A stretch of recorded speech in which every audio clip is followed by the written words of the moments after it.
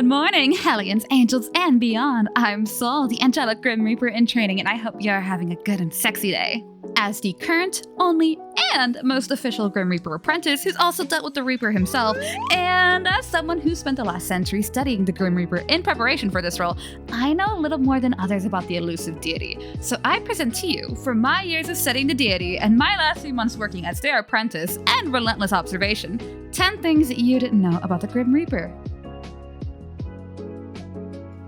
While the Reaper is a neutral being, not inherently good nor evil, the realm in between isn't suitable for life, even the immortal ones. The Reaper resides in the first circle of hell, nearest to the in-between for easy traversal to work. While heaven was an option for the Reaper to reside, they ultimately chose hell due to not being fond of the eternal sunlight. Our current Grim Reaper actually isn't the original. They're the third in history, having presided over death for the last 7 centuries. Many mortal cultures present death in specific ways, varying from gender, body structure, clothing, etc. While Mr. the Reaper does appear a certain way, he often changes forms and appearance to match the person he's actively reaping, to give them a sense of familiarity and comfort. For example, someone in Latin America may see Señora Santa Muerte, while someone else who is a follower of Greece's legends may see Mr. Thanatos. As a result of these various identities, people assume there's hundreds of Reapers working to pass mortals along, when in actuality, there's only one active Reaper at a time. While the Grim Reaper is an immortal being, they do eventually step down as Reaper. Other than the current standing Reaper, there were 2 Reapers before him. While the recorded history on the original Reaper is hard to find, it is known that they presided over death for at least 3 eons, with the second Reaper doing so for roughly 700 million years. The 2 former Reapers both gave their position in separate ways. The first Reaper was said to have ascended among the stars, a special wish granted by God and Lucifer so that they could rest in eternity. The second Reaper, created by the 2 deities, instead vanished without a trace. All that was left behind from the second Reaper was the budding third and current Reaper. Modern Hellions traverse the planes of hell in their muerte cycles, while modern angels use muertecielos. But our Reaper keeps with the tradition and uses the fairy. The ferryman is known to have been close friends with the original Reaper, and I did try to interview him to learn more about his relation to the current Reaper. Unfortunately, he only speaks in ancient demoniac, and I haven't gotten that far in my Devilingo course, so I'll have to try again later.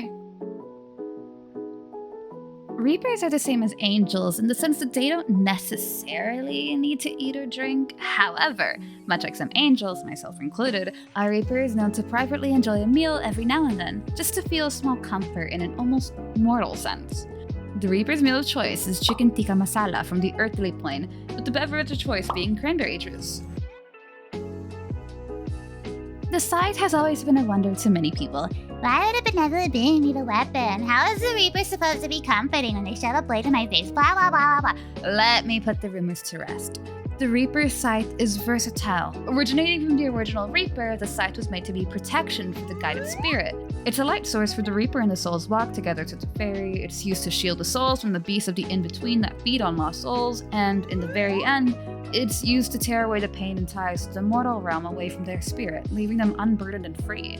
The scythe is the Reaper's most important tool, and it is a symbol of freedom for those passing on. The Grim Reaper is a busy man. With all the death and all the mortal realms constantly happening, he never had much time to rest. While the flow of time is different for us, there's still a lot for him to take care of. However, that doesn't stop him from taking his time with each soul and giving them the care and attention they deserve. In an interview with the Reaper, he explained to me that the memories of each mortal are given to him, allowing him to talk to the mortal before he takes them to their destined end. I tried to ask him about specific examples, but they said it was none of my business, so I'll just ask again another time.